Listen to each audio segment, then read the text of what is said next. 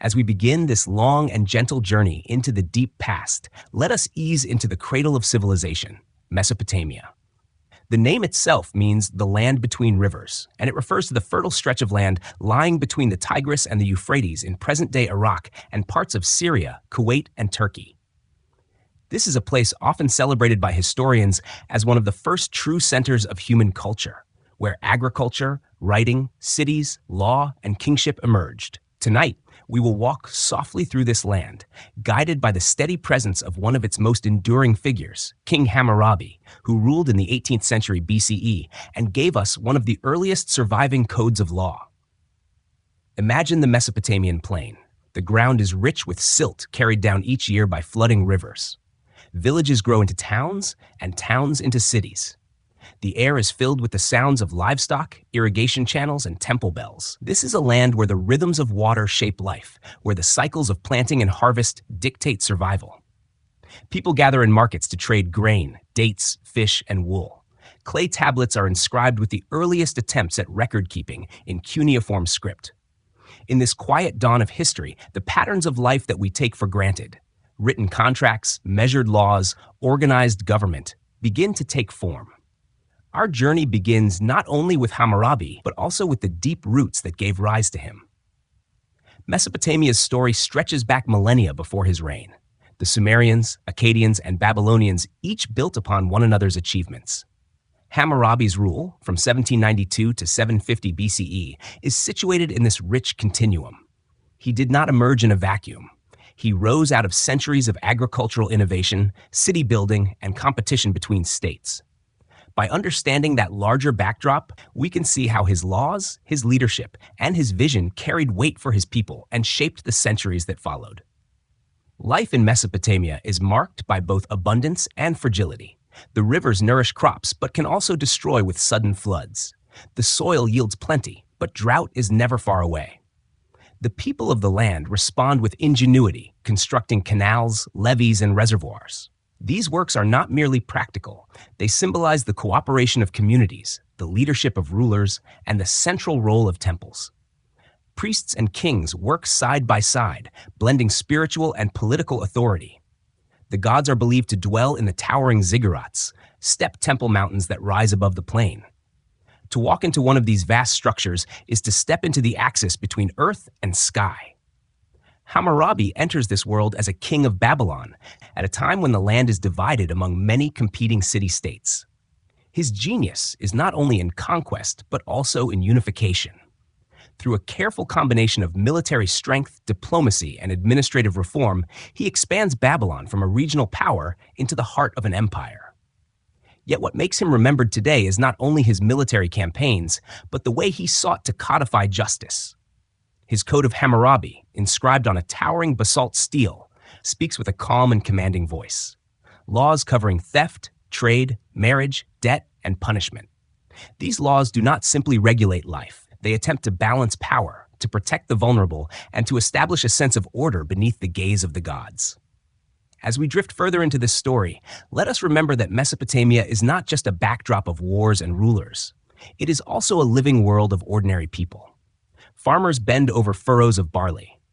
Potters shape clay into vessels. Scribes labor carefully to etch lines onto damp tablets.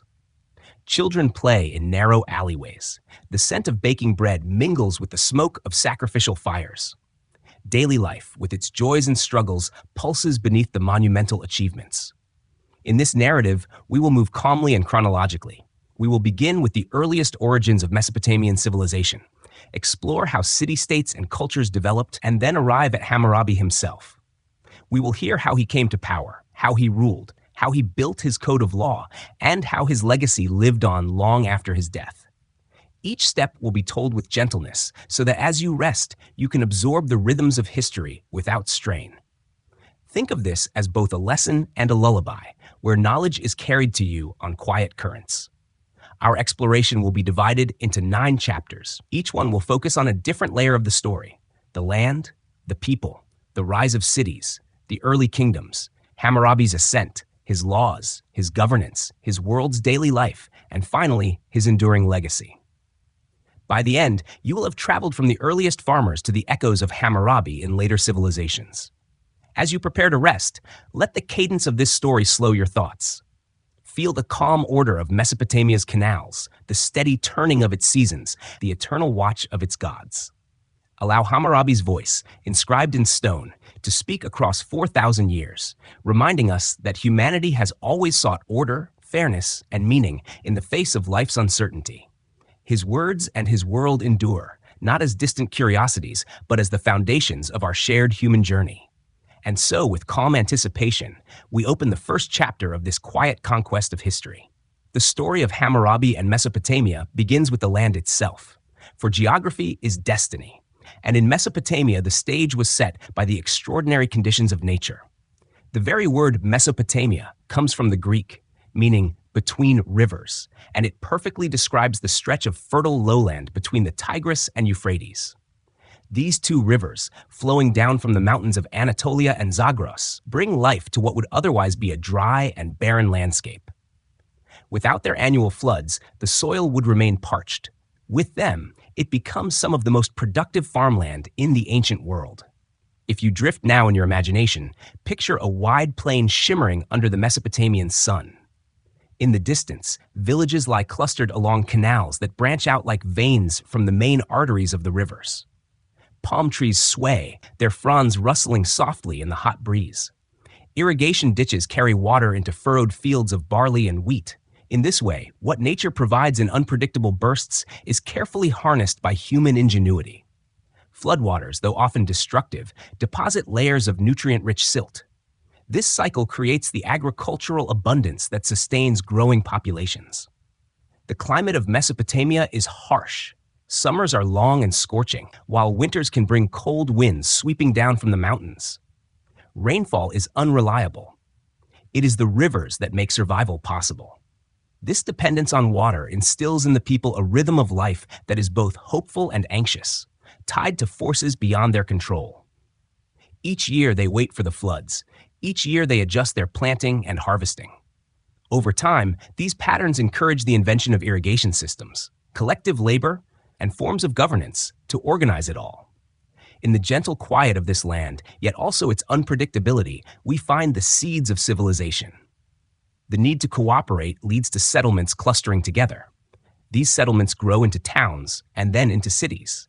The earliest, such as Uruk, Eridu, and Lagash, are known not only for their size, but also for their astonishing cultural achievements. Rising above the flat plain are ziggurats, stepped temple towers dedicated to the gods. Each city venerates its own divine protector, linking civic pride with religious devotion. The skyline of early Mesopotamia is one of human ambition rising from clay and reed. The rivers also serve as highways of communication.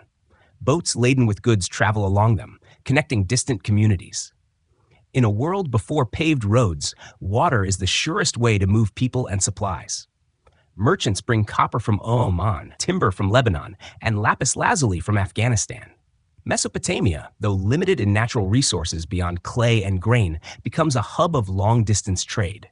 The land between rivers is not isolated. It is connected to a wider world, absorbing influences and transmitting its own innovations outward. Another gift of this geography is clay. While Mesopotamia lacks stone and has little timber, it has endless amounts of mud from the rivers. This clay, baked in the sun or hardened in kilns, provides bricks for building and tablets for writing. Here, writing itself is born. Scribes press wedge-shaped marks into damp clay to record transactions, prayers, and stories. This cuneiform script, invented by the Sumerians and adopted by their successors, allows information to be stored across generations. Without the abundance of clay, this achievement might never have occurred. The land, however, is not without its dangers. The Tigris, in particular, is fast-flowing and prone to sudden floods. These can sweep away fields, homes, and even lives.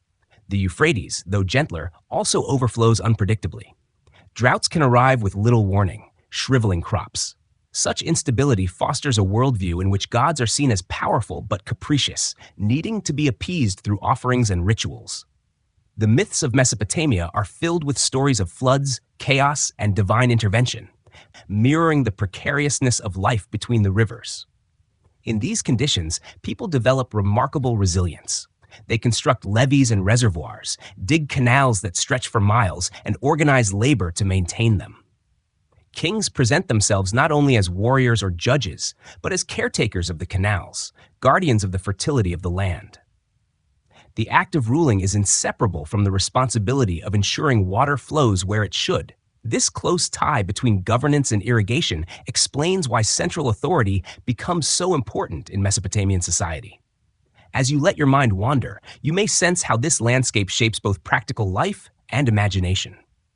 To walk through Mesopotamia in Hammurabi's time would be to see endless fields of barley shimmering like golden seas, punctuated by the mud brick outlines of villages and temples. Cattle low, donkeys bray, and the air hums with the steady rhythm of an agrarian civilization at work.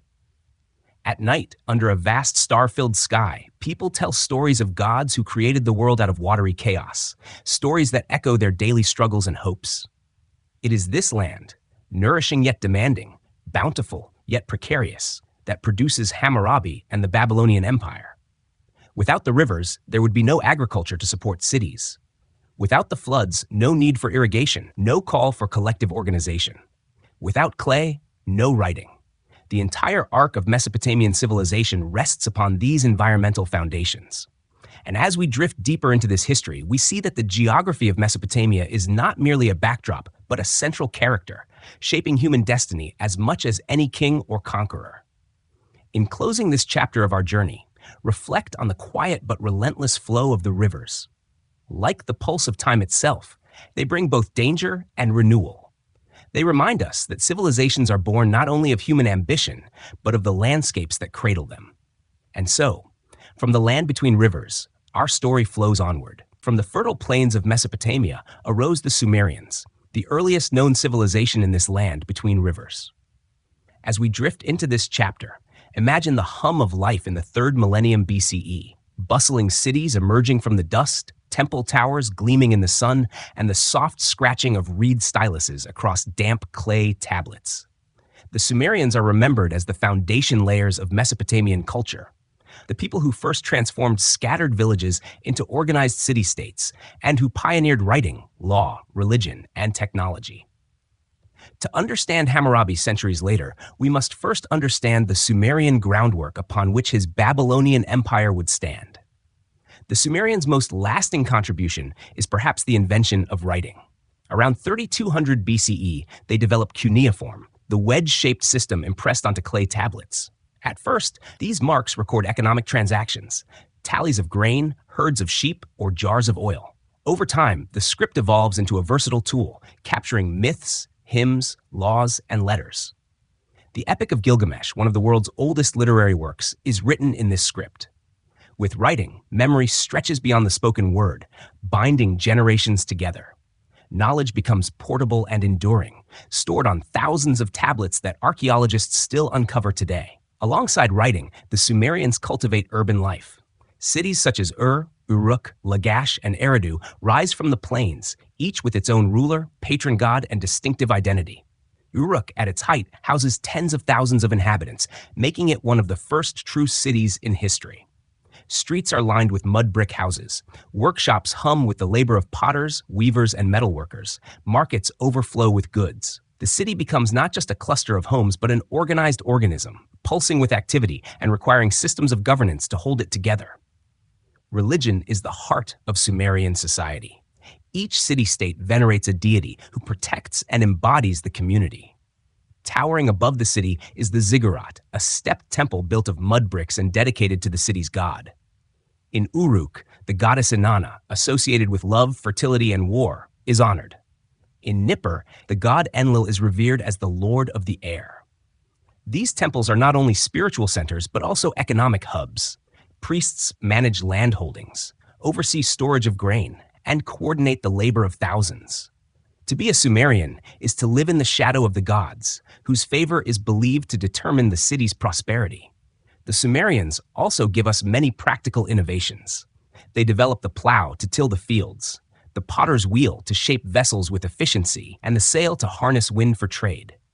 They measure time by dividing the day into hours and the circle into 360 degrees, a system that still guides our clocks and maps. They invent standardized weights and measures to regulate commerce. Their ingenuity extends even to law. Some of the earliest known legal codes, though fragmentary, emerge in Sumerian cities, foreshadowing Hammurabi's comprehensive code centuries later. Yet for all their achievements, the Sumerian world is fragile. The city-states are fiercely independent, often clashing with one another over water rights and territory. Wars are fought with bronze-tipped spears, battle carts pulled by donkeys, and fortified walls of sun-dried brick. Power shifts constantly. One generation sees Uruk ascend, another sees Lagash or Ur take the lead. This fractious landscape is both a source of creativity and a weakness that will later allow conquerors from outside to dominate. One of the defining characteristics of Sumerian society is its deep concern with order and balance. The unpredictable floods of the rivers shape their worldview. To them, the gods are mighty but unpredictable, reflecting the precariousness of life in Mesopotamia. Temples and rituals exist to maintain cosmic harmony, to appease divine powers, and to secure stability in a world always on the edge of chaos. The myths they tell, of creation from watery chaos, of gods and heroes struggling for control, echo this eternal quest for equilibrium.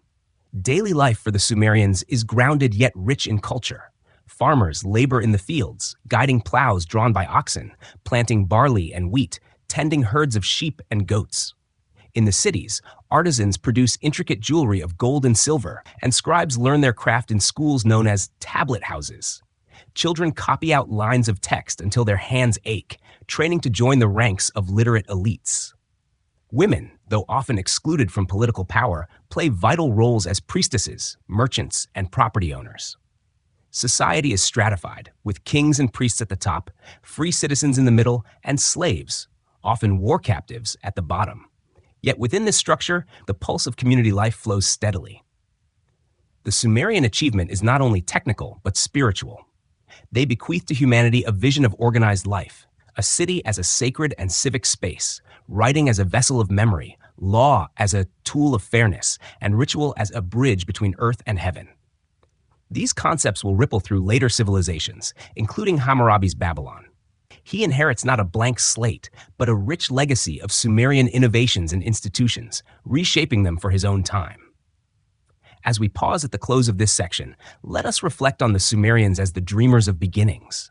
They take the raw clay of the Mesopotamian plain and mold it into cities, scripts, and temples. Their achievements do not vanish when their power wanes.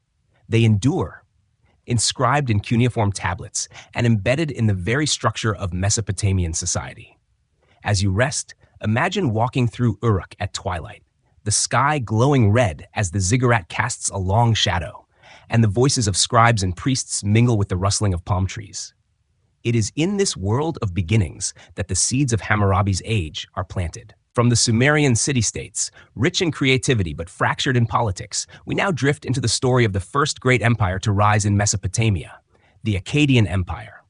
This chapter carries us into the 24th century BCE, when the world witnessed a remarkable figure, Sargon of Akkad, emerge to unify the lands between the Tigris and Euphrates under a single crown. His rise marked a turning point in history, for where the Sumerians laid foundations in writing, religion, and urban life, the Akkadians forged an enduring vision of empire. Sargon, whose very name means the true king, comes from humble origins. Later legends describe him as the child of a humble mother, set adrift in a basket upon the river and raised by a gardener, a story that foreshadows later tales of foundlings and rulers, echoing in biblical accounts of Moses. Whether entirely true or not, the narrative reflects the Akkadians' reverence for his extraordinary rise. By military skill, charisma, and ambition, he transforms from a servant of a Sumerian king into the master of Mesopotamia. The Akkadian people themselves are Semitic, speaking a language related to Hebrew and Arabic. Unlike the Sumerians, whose tongue is a linguistic isolate, Akkadian belongs to a broader family of languages that will shape the region for centuries.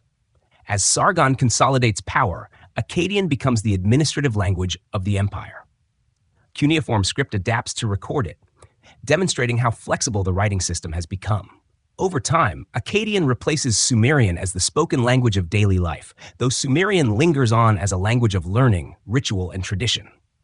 Under Sargon, the Akkadian Empire stretches far beyond the boundaries of the Sumerian city-states. Campaigns extend westward toward the Mediterranean and northward into Anatolia. This expansion brings control over trade routes and resources, ensuring steady supplies of metal, timber, and luxury goods. For the first time, Mesopotamia is united not under a patchwork of local rulers, but under the authority of one sovereign.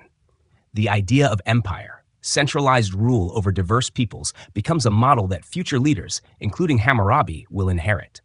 Life under the Akkadians is marked by both continuity and innovation. Cities still pulse with the rhythms of markets, temples, and fields, but now they are linked under a common administration. The empire establishes governors in key cities, ensuring loyalty to the crown. Tribute flows into the capital of Akkad, a city whose exact location remains unknown to archaeologists, but which surely thrived as a hub of power and culture. The empire's art celebrates kingship with striking images. Steles carved in stone showing Sargon and his successors trampling enemies, or receiving symbols of authority from the gods. Such imagery reinforces the divine sanction of Akkadian rule. Religion, too, reflects new emphases. The goddess Ishtar, associated with love and war, rises in prominence, perhaps reflecting the martial success of the empire. The sun god Shamash and the storm god Adad also gain significance. Yet the Akkadians do not erase the Sumerian pantheon. Instead, they merge their beliefs, blending Semitic and Sumerian traditions into a rich tapestry of worship. This syncretism demonstrates how empires weave together diverse cultures under one rule. The Akkadian Empire is not without challenges. Governing such a vast territory requires immense resources and constant vigilance. Rebellions simmer in the outlying regions, and the loyalty of conquered peoples is never guaranteed. Later rulers, such as Sargon's grandson Naram-Sin, confront crises with both strength and hubris. Naram-Sin declares himself king of the four quarters of the world, and even portrays himself as divine, adorned with a horned crown. This bold claim shocks many contemporaries and illustrates the growing tension between human rulers and divine authority. Eventually, pressures overwhelm the Akkadian Empire. Climate change may have played a role, as evidence suggests prolonged droughts disrupted agriculture in the region. Invaders, such as the Gutians from the Zagros Mountains, exploited the weakening empire, overrunning Mesopotamia in the late 22nd century BCE. After more than a century of dominance, the Akkadian experiment collapses. The once mighty city of Akkad fades into mystery, its ruins still hidden from modern eyes. Yet the legacy of the Akkadians endures. They prove that Mesopotamia can be unified, that empire is possible in this land of rivers. They elevate Akkadian language and culture to prominence. They leave behind art, myths, and administrative practices that inspire future generations. When Hammurabi later builds his Babylonian empire, he is following in the footsteps of Sargon, adopting and refining the imperial model. Indeed, Hammurabi's own inscriptions sometimes echo Akkadian precedents, reminding his subjects of the long tradition of kingship stretching back through time. As we close this chapter, reflect on the grandeur and fragility of the Akkadian achievement. Imagine the distant sound of marching soldiers, banners fluttering in the desert wind, and the voice of Sargon declaring his rule over the known world. Empires rise, empires fall, yet their influence flows forward like the rivers of Mesopotamia. The Akkadians vanish, but their memory endures, setting the stage for the rise of Babylon and the rule of Hammurabi, who will take the lessons of empire and mold them into something lasting. As the echoes of the Akkadian Empire faded and the Gutians slipped back into the mountains, new powers emerged from the fertile plain. Among them was Babylon, at first a modest city-state compared to the grandeur of Ur or Uruk. Yet slowly, over centuries, Babylon began to grow in significance. By the early 2nd millennium BCE, it was positioning itself to become the central power of Mesopotamia. To understand Hammurabi's world, we must explore this era before his reign, when Babylon was still rising from obscurity into prominence. Picture Babylon in its early days. A walled settlement of sun-baked mud brick houses, narrow alleys shaded by wooden awnings, and busy marketplaces where merchants traded fish from the Euphrates, wool from local flocks, and dates from the palm groves. The city is small compared to its neighbors, but strategically placed. It lies on the Euphrates, a natural artery for trade and communication, and at a crossroads where caravans bring goods from the north, west, and south. Geography grants Babylon both vulnerability and opportunity. It is exposed to more powerful rivals, but also positioned to thrive if it can withstand them. The centuries following the fall of the Akkadians saw waves of resurgence and decline across Mesopotamia. The Sumerian revival, known as the Ur-III dynasty, briefly restored centralized control, with Ur as the capital. Under rulers like Ur-Nammu and Shulgi, Mesopotamia experienced a flourishing of culture, bureaucracy, and law. Ur-Nammu's legal code, predating Hammurabi by several centuries, set down rules for justice that echoed through history. Yet the Ur-III state, too, eventually fell to pressures from Elamite invaders in the east and Amorite tribes migrating into Mesopotamia from the west. These Amorites, Semitic-speaking nomadic peoples, played a central role in Babylon's rise.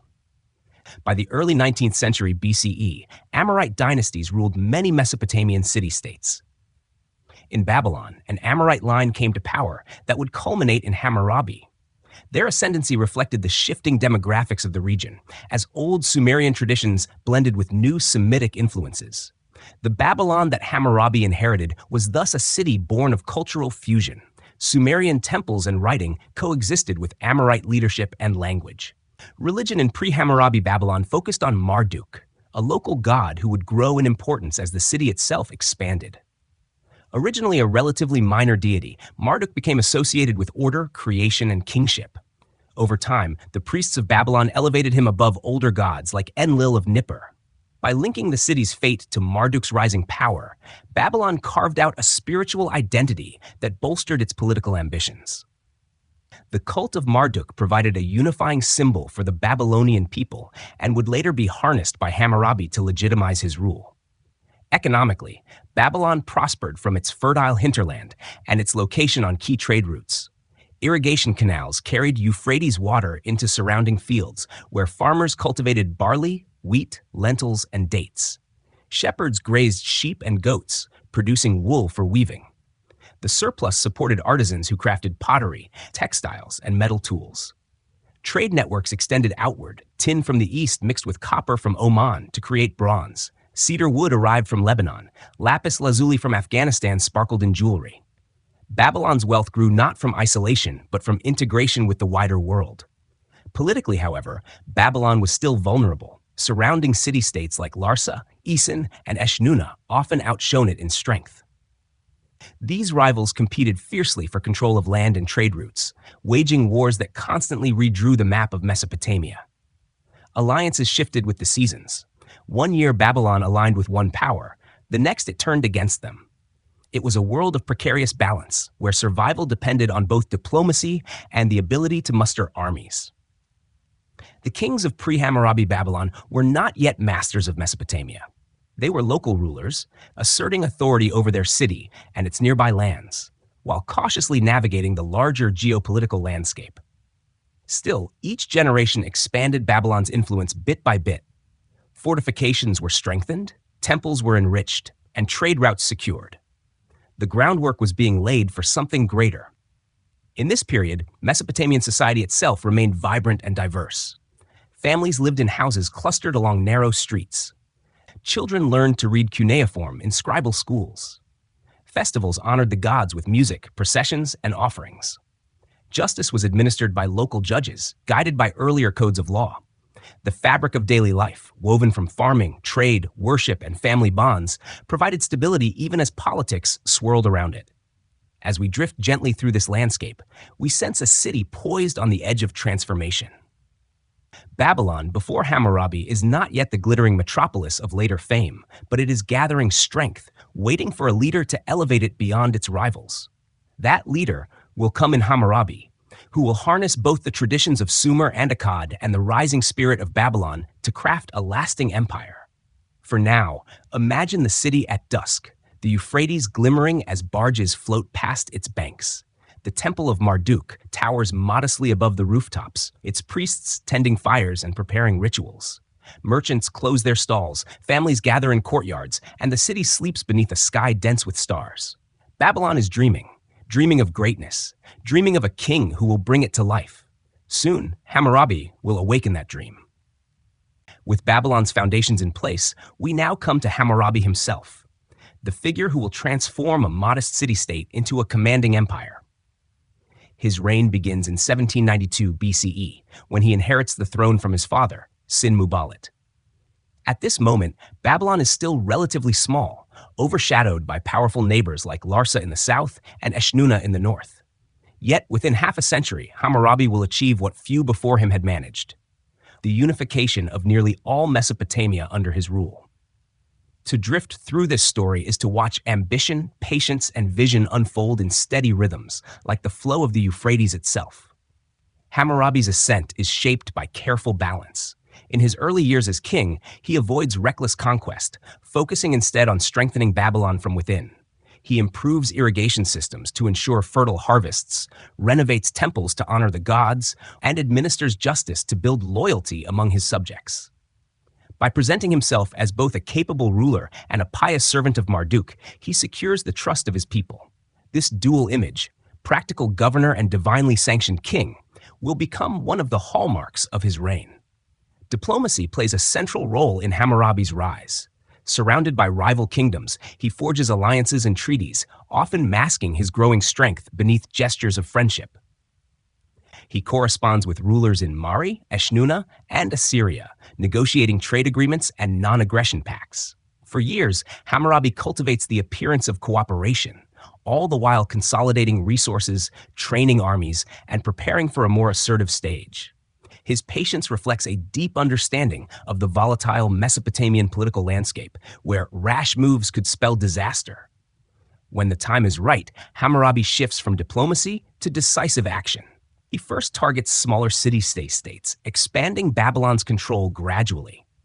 Step by step, his armies march across the land, capturing territory with both force and strategic cunning.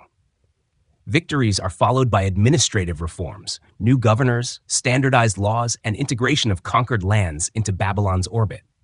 Rather than ruling purely by fear, Hammurabi ensures that conquered peoples feel the benefits of his leadership: improved infrastructure, protection from raiders, and access to Babylon's economic networks. One of Hammurabi's key achievements is his conquest of Larsa, a powerful kingdom to the south that had long dominated Mesopotamia's trade routes. By defeating Larsa, Hammurabi not only eliminates a formidable rival, but also gains control of the vital agricultural lands of Sumer. The victory secures Babylon's position as the leading power of southern Mesopotamia. From there, Hammurabi extends his reach northward, bringing Eshnunna and Mari into his domain. His campaigns are swift, efficient, and accompanied by proclamations crediting Marduk for his success. Religion and warfare intertwine, presenting conquest as divinely ordained. By the height of his reign, Hammurabi controls nearly all of Mesopotamia, from the Persian Gulf in the south to the edges of Assyria in the north. For the first time since the Akkadian Empire, the land between rivers is united under one ruler.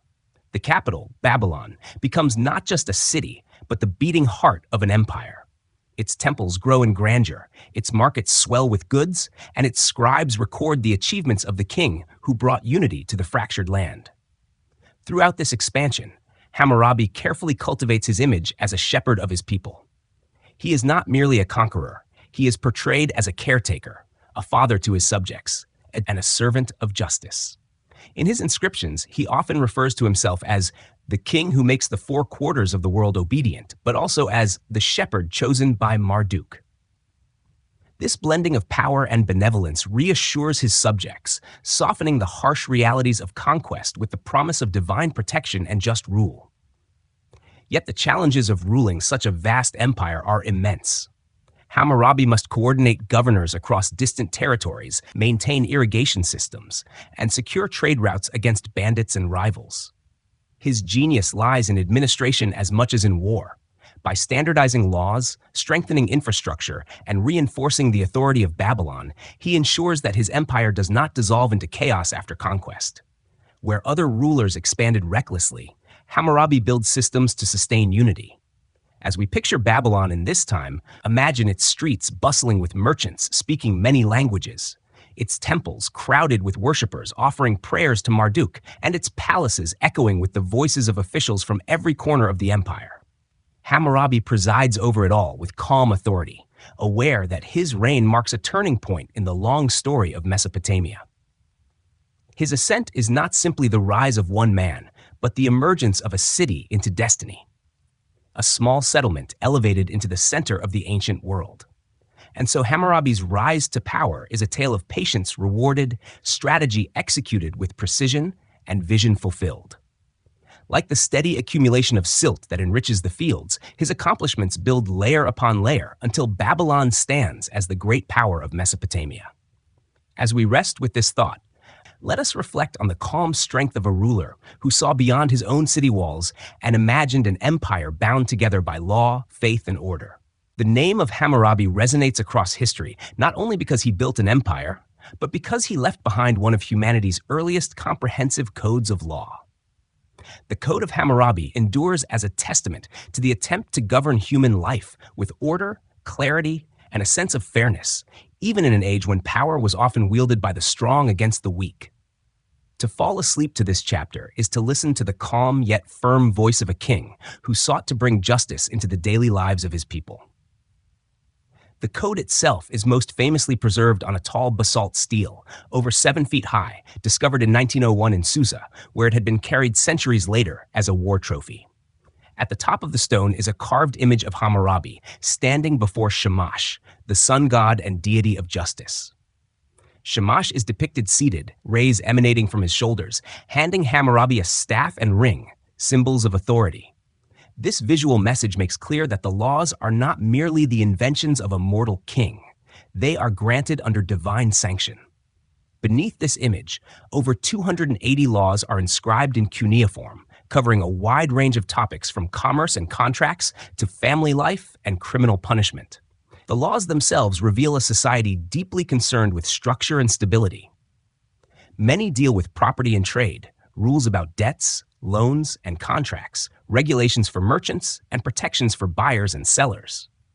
For example, if a builder constructed a house that collapsed and killed its owner, the builder could be put to death.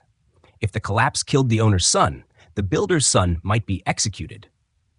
While harsh by modern standards, such rules reflect a principle of accountability, emphasizing that individuals bore responsibility for their work and that negligence could not go unpunished.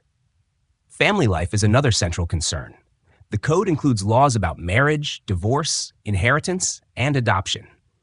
A husband who abandoned his wife without support could be held accountable. A wife caught in adultery might face severe punishment. Inheritance laws sought to ensure fairness among children while also protecting the rights of widows. Adoption, common in Mesopotamian society, was carefully regulated to guarantee the stability of family bonds. These laws remind us that Hammurabi's vision of justice was not abstract. It was meant to guide the intimate fabric of households and kinship ties.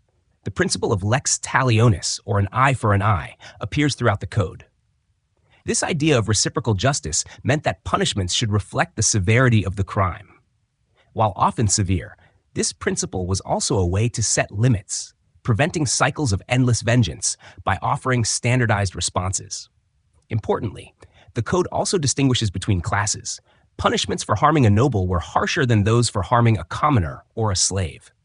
Though unequal, this differentiation reflects the structured hierarchy of Mesopotamian society, where status determined both privilege and responsibility.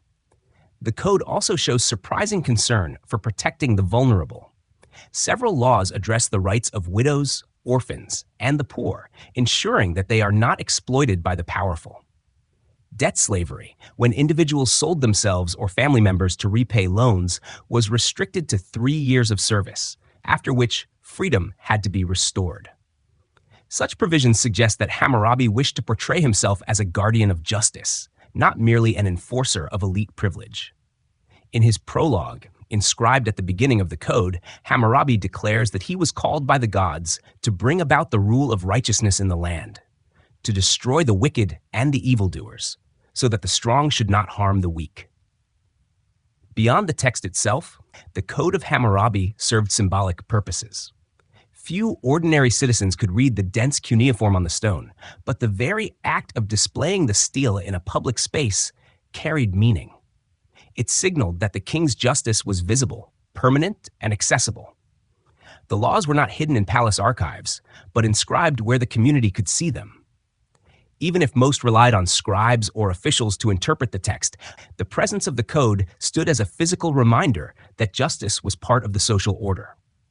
For historians, the code provides a window into the complexity of Babylonian life. It reveals the central role of agriculture and trade, the importance of contracts and property, and the intricate web of family and social relations. It shows a society both advanced and stratified, capable of great fairness in some respects and harshness in others. Most importantly, it reveals a king attempting to move beyond the arbitrary rule of force, grounding his authority in the idea of law. As we drift through these ancient laws, imagine walking through Babylon's temple district, where the basalt stele may have once stood. Pilgrims pass by, merchants bargain nearby, and priests lead processions to honor Marduk. The stone rises like a silent sentinel, its inscriptions whispering of fairness, accountability, and divine order. Hammurabi's voice, though carried by the stylus of a scribe, speaks across nearly 4,000 years, calm, measured, firm. The Code of Hammurabi is more than a list of rules. It is a monument to the human quest for justice. It embodies the attempt to find balance in a world of inequality, to protect the weak, to restrain the powerful, and to bring divine order into earthly affairs. Though we may rest with the knowledge that much has changed since Hammurabi's day, we also feel a quiet continuity, the enduring belief that societies must be built upon principles of law and fairness. As this chapter closes, let the steady cadence of Hammurabi's code accompany your thoughts. The world it describes is distant, but its essence remains familiar. In the gentle rhythm of its laws, we hear humanity's age-old desire to live together in order, safety, and peace. With Hammurabi's laws inscribed upon stone, we now turn to the life that unfolded beneath his reign. To understand Babylon under Hammurabi is to imagine the daily rhythms of an ancient city at its height. Bustling markets, sacred temples, humble homes, and grand palaces. While the king's decrees shaped justice and governance, it was in the ordinary routines of farmers, artisans, merchants, and priests that Babylon truly breathed. The city itself was a marvel of its time. Babylon lay along the Euphrates, its neighborhoods threaded with canals and courtyards, its streets shaded by mud brick houses with flat roofs where families often slept on warm nights. The air carried the scent of baking bread, roasting fish, and the pungent smoke of temple incense. Children played in narrow alleyways, their laughter mingling with the calls of merchants and the braying of donkeys carrying goods. Life here was at once simple and sophisticated, grounded in agriculture, yet enriched by trade and culture. At the heart of Babylon stood its temples, the most important dedicated to Marduk, the city's patron god. Priests and priestesses maintained rituals from dawn to dusk, burning offerings, pouring libations, reciting hymns, and caring for the sacred statues of the gods. These temples were not only places of worship, but also centers of wealth and power. They owned land, employed workers, and stored grain in vast silos. In this way, religion and economy intertwined. Festivals in honor of Marduk and other deities filled the streets with music, dancing, and feasting, binding the community together in both joy and reverence. Daily life varied by social class, yet everyone played a role in the empire's fabric. Farmers made up the majority, cultivating barley, wheat, lentils, onions, and dates in the fertile fields. They relied on carefully maintained canals to irrigate their crops, and their labor sustained the entire kingdom. Shepherds grazed sheep and goats, providing wool for the weaving of garments and meat for the markets. In workshops within the city, artisans crafted pottery, jewelry, tools, and luxury items from imported metals and stones. Each occupation had its place, and together they formed an interdependent web of livelihood. Trade was another vital element of life in Babylon. Merchants traveled along the Euphrates or joined caravans that stretched across the desert. They brought copper and tin from the east, cedar wood from Lebanon, and exotic stones from far-off lands. Babylon itself exported grain, textiles, and crafted goods. Marketplaces bustled with activity, the air alive with the bargaining voices of traders and buyers. To manage this complex economy, scribes kept meticulous records on clay tablets, tallying quantities, recording contracts, and ensuring that the rules of commerce, many drawn from Hammurabi's code, were upheld. Families lived in mud brick houses clustered around courtyards. Rooms were simple but functional, with raised platforms for sleeping, hearths for cooking, and storage jars for grain and oil. Courtyards provided space for animals, gardens, and communal activities. Family bonds were central, with marriages often arranged to strengthen alliances and ensure economic stability. Women, while subject to legal restrictions, could own property, run businesses, and serve in religious roles. Children, especially boys, were sent to school if their families could afford it, learning cuneiform and arithmetic in preparation for careers as scribes or officials. Scribal education, known as the tablet house, was a cornerstone of Babylonian intellectual life. Students copied lines of text repeatedly, learning not only writing, but also mathematics, literature, and law. Cuneiform was complex, requiring years of training, but mastery brought high status. Scribes served kings, temples, and merchants alike, acting as the keepers of knowledge and the administrators of society. Their work ensured continuity, preserving myths, hymns, and legal codes for generations. Justice and governance were ever present in daily life. Disputes over land, trade, or family matters were brought before judges, who applied Hammurabi's laws. Contracts were sealed with cylinder seals, small carved stones rolled across clay to leave identifying marks. These records provided security in an uncertain world, binding agreements with the weight of both law and tradition.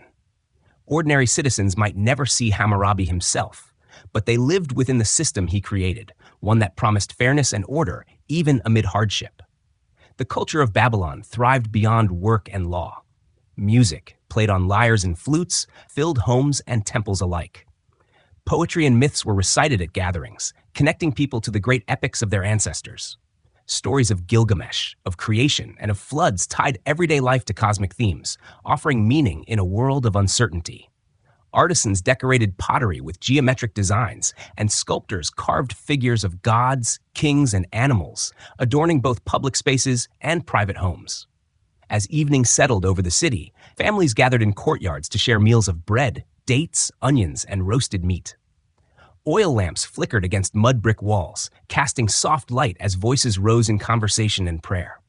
Above them, the stars stretched in endless patterns, the same constellations that guided farmers' planting and merchants' journeys. In these quiet hours, Babylon's people found peace, drawing strength from the rhythms of family, faith, and community. To rest in Babylon under Hammurabi is to feel both the grandeur of empire and the intimacy of ordinary lives. It is to know that history is not only the deeds of kings, but the daily labors of farmers, the careful notes of scribes, the prayers of priests, and the laughter of children. Together, these threads wove the fabric of Hammurabi's world, a world where justice and devotion sought to balance the unpredictability of nature and the complexities of human life. And so, as this chapter closes, imagine yourself drifting down the Euphrates at dusk, the river reflecting the glow of lamps from Babylon's walls. The city hums with life, yet a calm stillness settles as night deepens. Beneath the stars, Hammurabi's Babylon rests, an ancient city alive with faith, order, and the timeless rhythms of human existence. Even in its glory, Hammurabi's empire faced the constant challenges that come with ruling diverse peoples and vast lands. Conquest could bring unity, but it also brought unrest, rival ambitions, and the fragile balance of power that stretched across Mesopotamia. To rule was not simply to command armies, but to maintain order in a world where conflict was never far away. In this chapter, we drift into the struggles and strategies of Hammurabi's Babylon, exploring how the empire managed both threats from without and tensions from within. One of Hammurabi's enduring tests was the need to maintain loyalty among conquered regions. Cities that had once been rivals, Larsa, Mari, Eshnunna, were not easily persuaded to accept Babylonian dominance. Governors had to be carefully chosen, often drawn from loyal families or appointed directly by the king. Inscriptions reveal Hammurabi's frequent correspondence with regional administrators, instructing them to oversee justice, collect taxes, and report disturbances. The stele of law was not enough. Constant vigilance was required to ensure that Babylon's grip remained firm. Foreign powers also loomed at Babylon's borders. To the north lay Assyria, a rising force with ambitions of its own. To the east, the Elamites in what is now southwestern Iran were a constant threat, raiding and demanding tribute. To the west, Amorite tribes still moved across the desert, sometimes allies, sometimes foes. Hammurabi had to balance diplomacy and war, making alliances when beneficial, breaking them when the time was right. His campaigns against Elam and Eshnunna were not only military triumphs, but also maneuvers to prevent hostile coalitions from surrounding Babylon. Maintaining such an empire required careful use of resources. Hammurabi invested heavily in infrastructure, especially canals, which were lifelines of both agriculture and trade. Yet irrigation systems demanded constant upkeep. If neglected, silt could clog channels, causing famine or flood. Hammurabi's letters sometimes reprimanded officials for failing to repair dikes or reservoirs. A single broken canal could devastate fields, leading to hunger and rebellion. Thus, the empire's strength rested not only on its soldiers, but on the tireless work of laborers maintaining the flow of water through the land. The army itself was a critical instrument of stability.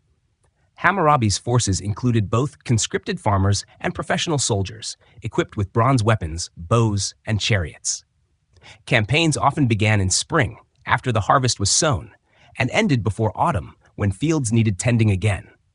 War in Mesopotamia was as much about timing as about strength. Victory meant not only defeating enemies in battle, but also ensuring that soldiers returned home to plant and harvest so that the empire could endure another year. Yet the challenges were not only external. Within Babylon itself, Hammurabi had to manage the competing powers of priests, nobles, merchants, and commoners. The temples of Marduk and other gods commanded immense wealth and influence. By patronizing these institutions, expanding temples, funding rituals, and honoring priests, Hammurabi secured their loyalty.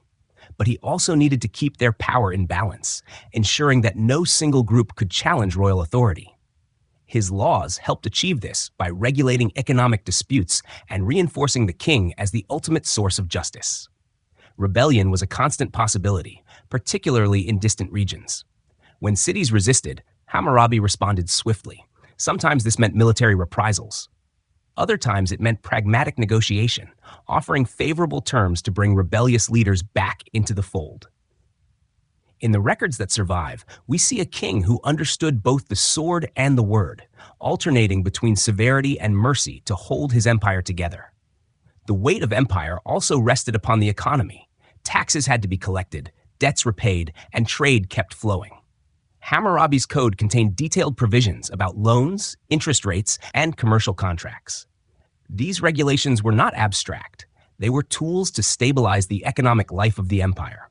By ensuring fairness in trade and agriculture, Hammurabi reduced one of the main causes of unrest, the sense that some prospered at the expense of others.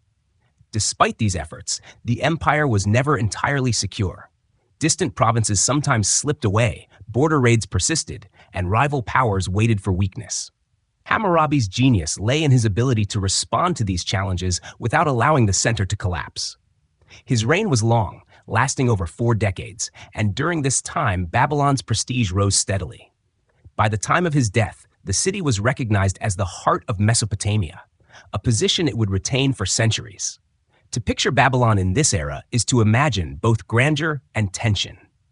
Within the city walls, markets thrived and temples glowed with ritual. But beyond the horizon, armies marched, envoys negotiated, and canals demanded ceaseless labor. Hammurabi's Babylon was a place of balance, where the prosperity of daily life depended on the constant management of conflict and compromise. As we close this chapter, let us reflect on the quiet resilience of an empire that endured because it adapted. Hammurabi's reign reminds us that greatness is not achieved only in conquest, but in the steady, sometimes invisible work of maintaining harmony amid the forces that pull society apart. Like the rivers that sustain Mesopotamia, at times flooding, at times receding, the challenges of empire ebb and flow. The king's task is to guide the waters, ensuring that life continues. As Hammurabi's reign drew to a close in the mid-18th century BCE, his accomplishments left an imprint not only on Babylon, but on the entire trajectory of human civilization.